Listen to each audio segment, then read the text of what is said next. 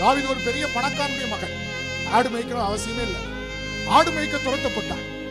இப்படி புறக்கணிக்கப்பட்ட மனுஷனை ஒரு நேரம் வந்த போது முழு குடும்பமும் தேடி வந்தது. நல்லா கவனிங்க. பணம் இருக்கும்போது, பொருள் இருக்கும்போது, ஆஸ்தி இருக்கும்போது, சொத்து இருக்கும்போது, நாம பதவியில் இருக்கும்போது ஜனங்க நம்மளை தேடி வந்து நீ ரொம்ப நல்லவரு, நீ வல்லவரு, நாம கூட இருக்கிறேன் அப்படின்னு சொல்றது பெரிய விஷயம் இல்லை. எதுவும் இல்லாத போது, எல்லாம் இழந்த போது, கண்ணீரோடு இருக்கும் போது, நெருக்கத்தோடு இருக்கும் போது நம்மளை தேடி வந்து நான் உன் கூட இருக்கிறேன், நீ எனக்கு அடைக்கலமா இருப்பா, நான் உன் கூட இருக்கிறேன்னு சொல்லி நம்ம கூட வந்து ஒரு கூட்டம் நிக்குது பாருங்க. அதுதான் கர்த்தர் செய்கிற அற்புதம். தாவீதிடத்துல எதுவுமே இல்லை. அதுக்கு முன்னாடி அதிகாரத்துல தான் அபியத்தார் என்னும் ஆசாரின் இடத்துல அப்பத்துக்கு கெஞ்சுறாரு.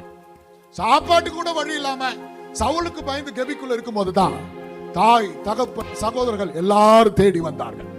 இதுதான் தேவன் செய்கிற காரியம். இதுதான் தேவன் செய்கிற அற்புதம். நம்ம கூட எல்லாம் இருக்கும்போது ஒரு பெரிய கூட்டமே நம்ம கூட இருக்கும். அது பெரிய விஷயம் இல்ல. எல்லாம் நாம் இழந்து நிற்கும் போது ஒரு கூட்டம் நம்ம கூட நிக்குது பாருங்க. அதுதான் தேவன் செய்கிற அற்புதம். அதுதான் தேவன் நம்மை உயர்த்தி வைத்திருக்கிறார் என்பதற்கு அர்த்தம்.